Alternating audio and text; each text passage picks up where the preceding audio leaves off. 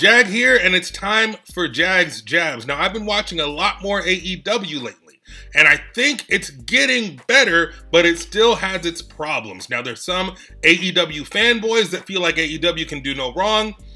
I can't help you. There are some things that are good, there are some things that are bad, and if you watch this show, if you watch both Jag's Jabs and Make Me a Fan, you see that we talk about different wrestlers and different angles in a positive light and also a negative light. Now, unfortunately, today, I've got to talk a little bit of negative about Brandi freaking Rhodes. Let's just cut to the chase.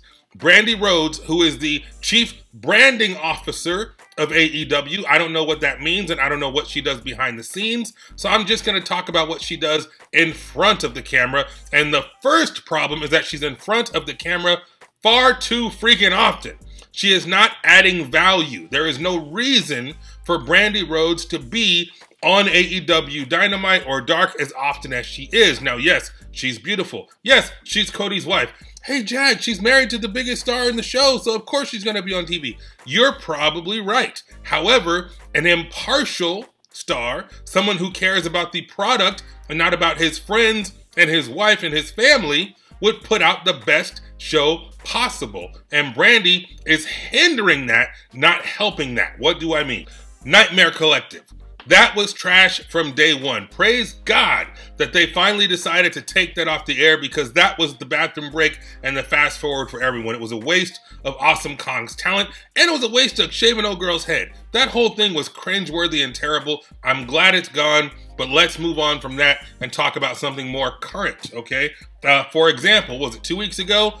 Cody's wrestling and she gets hit by Darby Allin, okay? I think it was a spear into the security rail. First of all, why are you ringside? Well, it's my husband. Okay, but you don't add anything to the match. You don't typically have any spots, and even when you do have spots, they usually suck. That spot she had with Kip Sabian's girl, where they got in the ring and did this awkward, rope running, of course, buried the ref, that was trash. But in this instance, Darby Allin, who I believe is a face, right?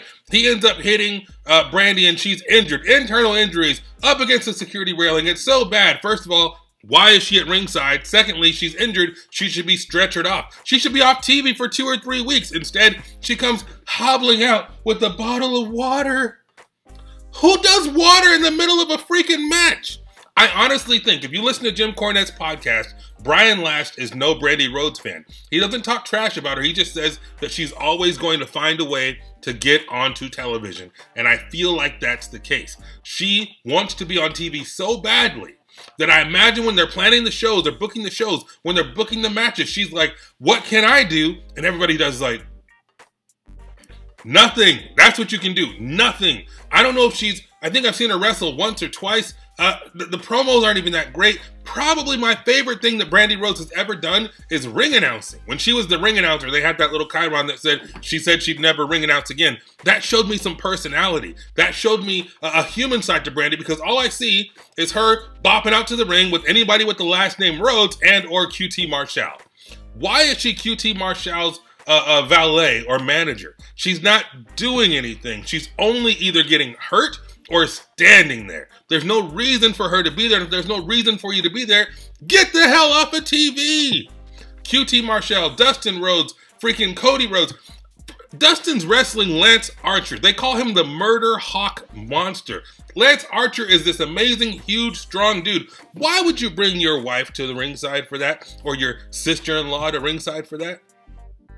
As Cornette said, if he had a female manager, if it was Sensational Sherry versus Elizabeth, or, Sensational Sherry versus, what was Homegirl's name with Dusty Rhodes? Sapphire, right? If there's another female or even male wrestler in the corner, you need somebody to balance the scales or to be the equalizer, okay, sure. But in this case, she just comes out and goes, yay, I'm here. Look at me. Or, ooh, you really need this water right now.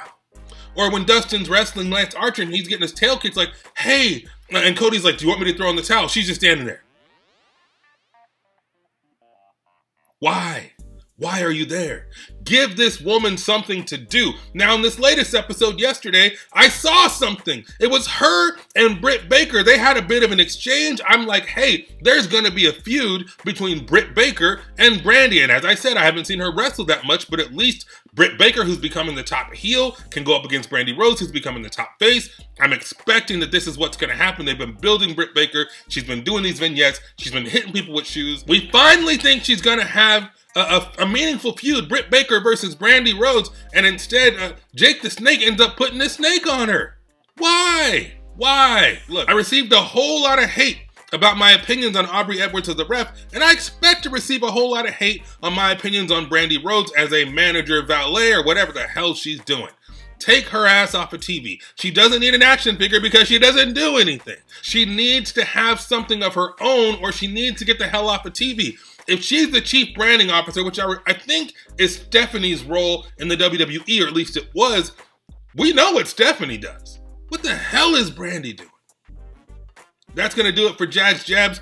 Hit me up, send all your love and all your hate to me at AKA The Jag on social media. You can follow the show at Make Me a Fan 316. You can also follow us on social media, Make Me a Fan 316 on Facebook, Instagram, Twitter, and don't forget to subscribe. If you hate it, I'm okay with that. If you love it, I'm okay with that too. Whatever you're thinking, put it down in the comments, and I will see you next time. Take care.